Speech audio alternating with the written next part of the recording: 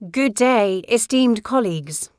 I see some familiar whiskers in the crowd and many new faces. You look at me, a cat, in a suit, and you probably think, what can this feline possibly know about finance?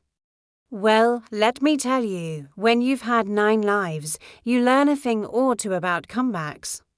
And that's exactly what I'm here to discuss today, the art of the corporate comeback. Just a few years ago, we were looking at a company on the brink of total collapse. The numbers were bleeding red, morale was lower than a snake's belly in a pothole, and the market had all but written its obituary. Pundits called it a lost cause. Today, that same company is not just surviving, it's a roaring multi-billion-dollar enterprise. So how did we turn this ship around? How did we go from near catastrophe to industry titan?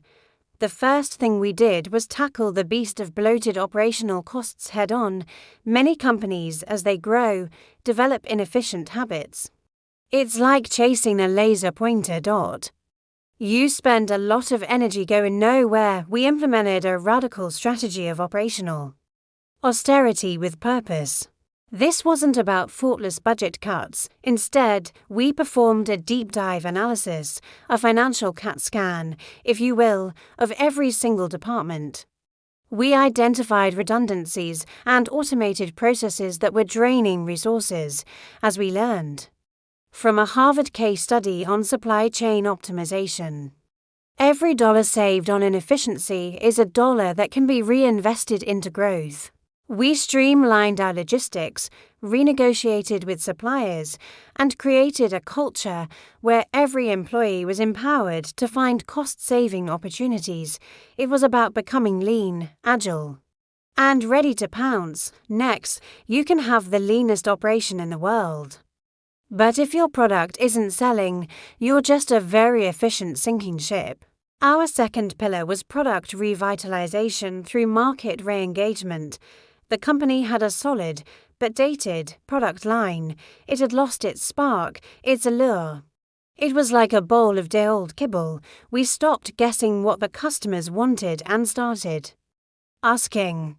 We invested heavily in market research, focus groups, and data analytics to understand the evolving needs and desires of our target audience. This is straight out of the playbook of Clayton Christensen's Innovator's Dilemma, which teaches that listening to your customers is key to avoiding disruption. We didn't just tweak the product. We reinvented its value proposition.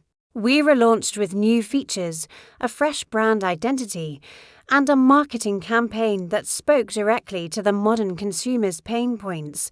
We made our product irresistible again, finally.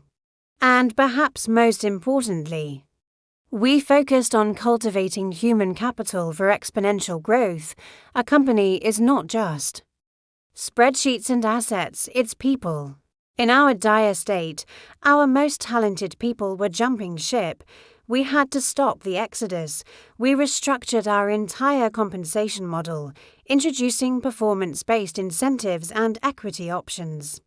We made every employee a stakeholder in our success, drawing from studies on organizational behavior. We learned that a motivated team is an unstoppable force.